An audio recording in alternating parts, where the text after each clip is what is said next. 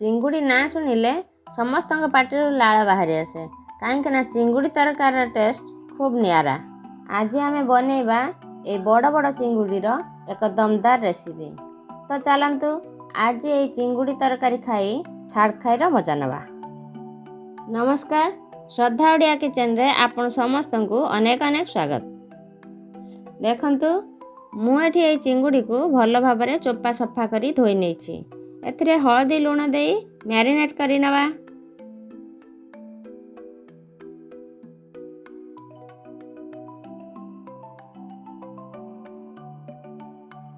ଏବେ କରେଇ ବସେଇ ସେଥିରେ 4ରୁ 5 ଚାମଚ ଦେବା ସୋରିଷ ତେଲ, କାହିଁକିନା ସୋରିଷ ତେଲରେ ଆମିଷ ତରକାରୀ ରାନ୍ଧିଲେ ତାର ଟେଷ୍ଟ ଭଲ ଆସେ।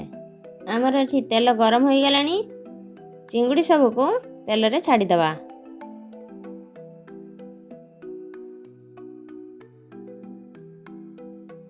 ଚିଙ୍ଗୁଡ଼ିକୁ ଭାଜିବା ପାଇଁ ମୁଁ ଗ୍ୟାସ୍କୁ ହାଇ ଫ୍ଲେମ୍ରେ ରଖିଛି, କାହିଁକିନା ଚିଙ୍ଗୁଡ଼ିରୁ ବହୁତ ଜଲ୍ଦି ପାଣିଟା ବାହାରି ପଡ଼ିବ।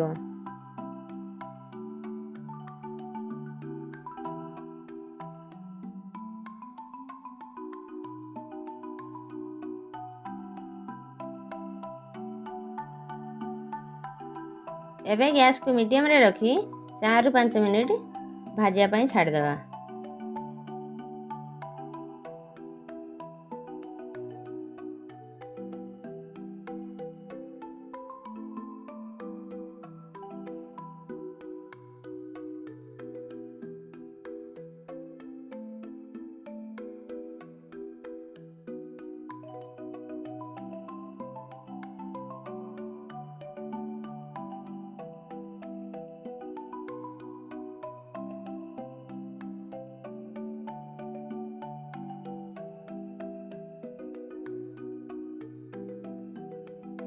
ଦେଖନ୍ତୁ, ଏହା ଏବେ ଭଲସେ ଭାଜି ହୋଇଗଲାଣି, କଲର୍ ମଧ୍ୟ ଖୁବ୍ ସୁନ୍ଦର ହୋଇଗଲାଣି।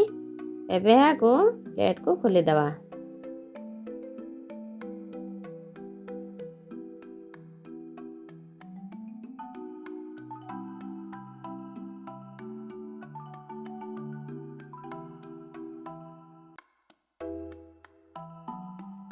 ଏବେ ଏହାକୁ ସାଇଡ଼ରେ ରଖି ପ୍ରସ୍ତୁତ କରିବା ମସଲା ପାଇଁ ମୁଁ ନେଇଛି 2ଟା ମିଡ଼ିୟମ୍ ସାଇଜ୍ର ପିଆଜ, ଗୋଟେ 1 ଇଞ୍ଚର ଅଦା, 8ରୁ 10 କୋଲା ରସୁଣ, ଆଉ ଗୋଟେ ଟମାଟୋ। ମୁଁ ଏହାକୁ ଗ୍ରାଇଣ୍ଡିଂ ଜାର୍ରେ ଦେଇ ଏହାକୁ ପ୍ଲେନ୍ କରି ବାଟି ନେଉଛି। ଦେଖନ୍ତୁ, ଆମର ଏଠି ମସଲା ପ୍ରସ୍ତୁତ ହୋଇଯାଇଛି। ଶୁଖିଲା ମସଲାରେ ମୁଁ ରଖିଛି ଗୋଟେ ଗୁଜୁରାତି, ଗୋଟେ ତେଜପତ୍ର, 3ଟା ଲଙ୍କା ଆଉ ଖଣ୍ଡେ ଡାଳଚିନି।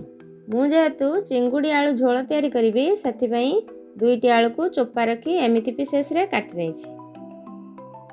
କରେଇ ବସେଇ 1 ଚାମଚ ତେଲ ଦେଇ ଆଳୁକୁ ଅଳ୍ପ ଟିକେ ଭାଜି ନେବା।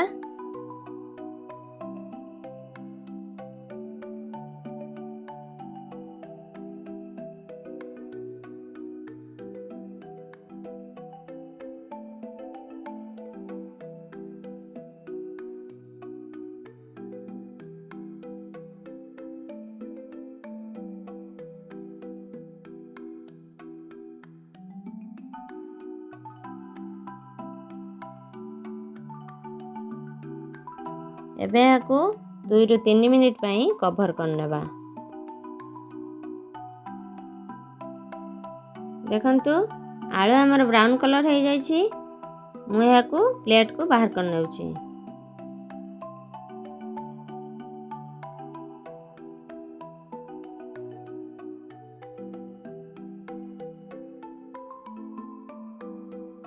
ସେଇ ସେମ୍ କରେଇରେ ମୁଁ ଆଉ 4-5 ଚାମଚ ତେଲ ଦେଉଛି।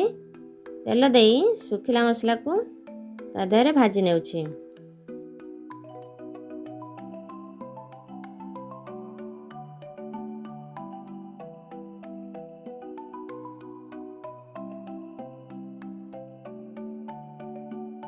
ଏହା ଟିକେ ଭାଜି ହୋଇଗଲା ପରେ ଆଉ ଗୋଟେ ଛୋଟ ପିଆଜକୁ ଛୋଟ ଛୋଟ ପିସ୍ରେ କାଟି କରି ରଖିଥିଲି, ତାହାକୁ ଏହା ଦେହରେ ଆଡ଼୍ କରିବା।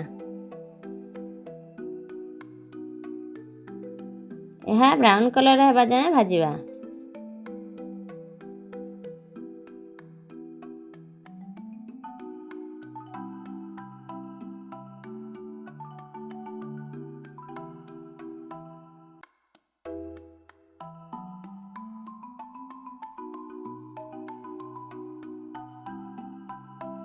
ଗ୍ରାଇଣ୍ଡିଙ୍ଗ ଜାରରେ ରଖିଥିବା ମସଲାକୁ ଏବେ ଦେଇଦେବା।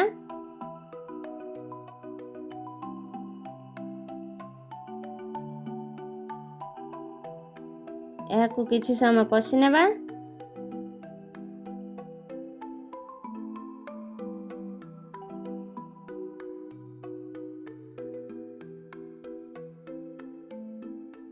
ଏବେ ଆମ ଗ୍ରାଇଣ୍ଡିଙ୍ଗ ଜାରରେ ଆଉ 3-4 ଚାମଚ ପାଣି ଦେଇକି ସେ ପାଣିକୁ ଏଥିରେ ଦେଇଦେବା। ମସଲାକୁ ଭଲ ଭାବରେ ମିଶାଇ ଦେବା। ପାଣି ଦେଲେ ତଳୁ ମସଲା ଲାଗିବନି।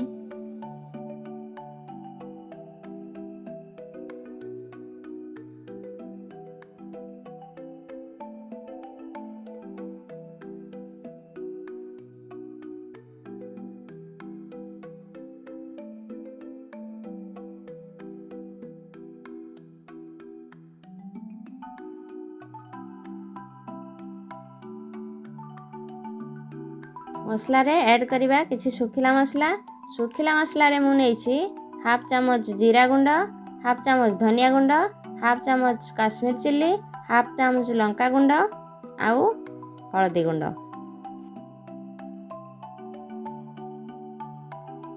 ଏଥିରେ ଆଉ ଅଧା ଗିନା ପାଣି ଦେଇ ଏହାକୁ କିଛି ସମୟ ଫୁଟିବା ପାଇଁ ଛାଡ଼ିବା।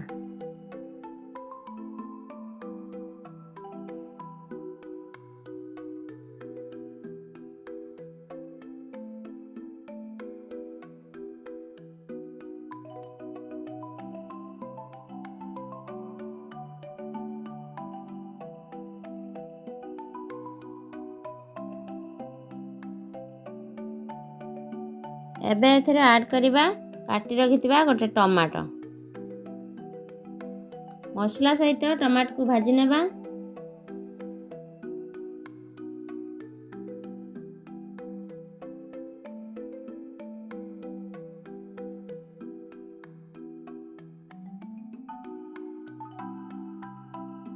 ଦୁଇ 3 ମିନିଟ୍ ଛାଡ଼ି ଆଳୁକୁ ଆଡ଼୍ କରିବା। ଆଳୁ ଅଳ୍ପ ଭାଜି ରଖିଥିଲେ ତ ସେଥିପାଇଁ ଆଳୁ, ଟମାଟୋ ଆଉ ମସଲାକୁ ଭଲସେ ଭାଜି ନେବା।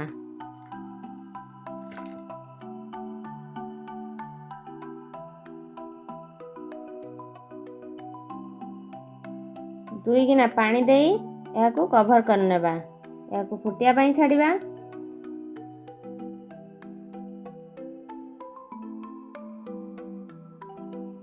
ଘୋଡ଼ଣୀ ଖୋଲି ଭାଜି ରଖିଥିବା ଚିଙ୍ଗୁଡ଼ିକୁ ୟା ଦେହରେ ଆଡ଼୍ କରିବା।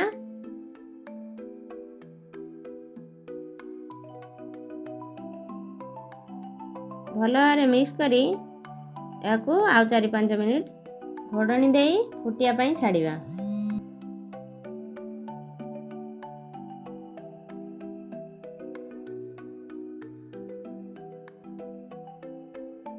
ଦେଖନ୍ତୁ ଚିଙ୍ଗୁଡ଼ି ତରକାରୀ ଆମର ପ୍ରସ୍ତୁତ ହୋଇଯାଇଛି।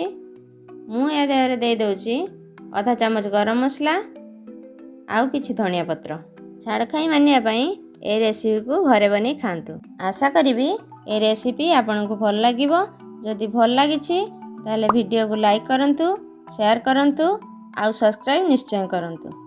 ପୁଣି ଦେଖା ହେବ ନୂଆ ଏକ ଭିଡ଼ିଓରେ। ରହୁଛି। ଜୟ ଜଗନ୍ନାଥ।